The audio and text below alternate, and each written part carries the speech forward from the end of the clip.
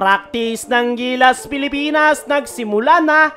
Present si Quentin Milora Brown at Juan Gomez Deliano. Pagbaba ng timbang ni Justin Brownlee, dapat nga bang ikabahala? Pero si Coach Tim Cone, kumpiyansa kay JB. Nitong mga nakalipas na araw mga chong ay dumating na ng bansa si Justin Brownlee para sa preparation ng ating national team na FIBA World Cup Asian Qualifiers.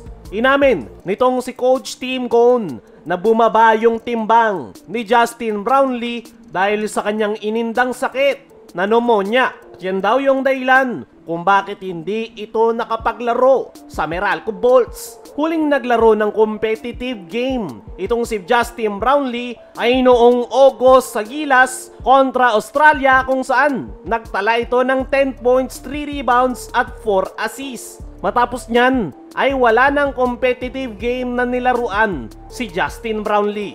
Kaya naman wala talaga sa game shape si JB dahil sa tagal nitong hindi nakapaglaro, sumabay pa yung kanyang sakit. Kaya understandable na wala yung rhythm ni Justin Brownlee, hindi rin ito kondisyon at nabawasan pa ng timbang. Pero kumpiyansa pa rin itong si Coach Tim Cone kay Justin Brownlee na may babalik nito ang kanyang game shape bago ang kanilang magiging laro kontra Guam ngayong November 28. Nabanggit pa ni Coach Tim na okay na si JB. Napaganda nga rin daw para sa nasabing resident import na bumaba yung kanyang timbang. Kumbaga, mas magaang yung kilos ni Justin Brownlee, mas mabilis at mas explosive. Kaya yung weight loss ni Justin Brownlee ay mas napaganda pa. Ang kailangan na lang gawin ni Justin Brownlee ay ibalik yung kanyang kondisyon.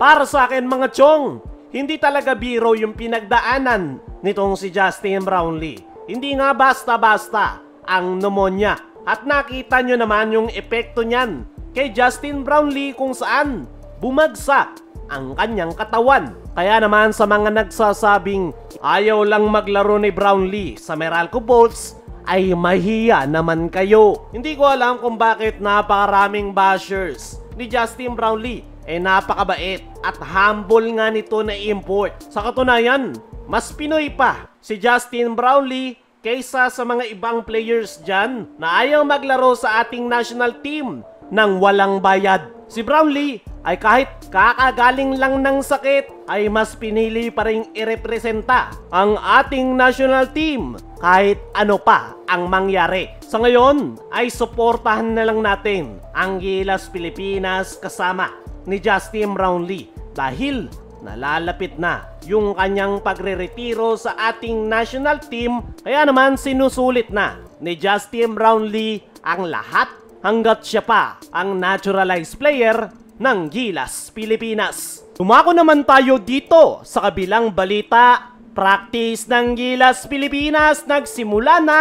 Present si Quentin Milora Brown at Juan Gomez Deliano. Ngayong araw nga mga chong ay ang day 1 ng practice ng Gilas Pilipinas para sa kanilang preparation sa paparating na FIBA World Cup Asian Qualifiers, kung saan makakalaban nila ang Guam. At sa day 1 practice nga na yan ay present na ang bagong Gilas Pilipinas players na si Quentin Milora Brown at Juan Gomez Deliano. Unahin natin si QMB. Nitong mga nakaraan ay naaprubahan na ng FIBA ang kanyang eligibility na maglaro as a local player. Matagal nang gusto ni QMB na makapaglaro sa ating national team. Ganun rin si Coach Tim dahil gustong-gusto na rin niya ang nasabing batang big man. Hindi pa nga rin makapaglalaro si Kai Soto, kaya naman malaking tulong sa ating national team ang pagkakadagdag ni Quentin Milora Brown dahil isa nga itong banger big man at napakasipag na maglaro. Isa pa sa spotted dyan ay itong si Juan Gomez Deliano. Matatandaan na matapos makalaban ng Hinebra ang Converge 5RXers ay nabanggit nitong si Juan Gomez Deliano na gusto niyang makabalik sa ating national team. At ilang araw lang matapos niyan ay natupad na agad ang kanyang kahilingan dahil agad itong inimbitahan ni Coach Tim sa Gilas, Pilipinas.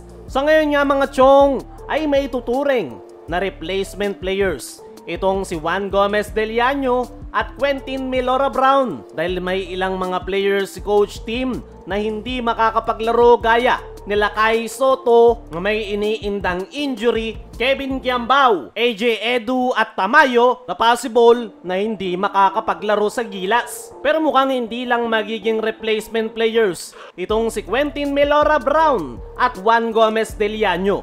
Malaki yung chance na may papasok yung dalawang yan sa final lineup ng Gilas, Pilipinas. Dahil napaka-talented players nga ng dalawang yan. Si Quentin Melora Brown ay kailangan ng ating national team bilang dagdag sa frontcourt position at ito namang si Juan Gomez Deliano ay tinawag ni Coach Tim Cone na solid point guard at alam naman natin walang solid point guard ang Gilas, Pilipinas.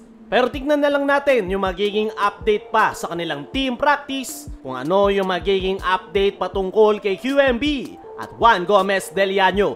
Kaya mga chong, ano ang masasabi nyo na present na si QMB at Juan Gomez Deliano sa practice ng Gilas? Ano rin yung masasabi nyo sa laki ng ibinagsak na timbang ni Justin Brownlee? Dapat nga bang ikabahala? I-comment mo lang dyan sa ibaba.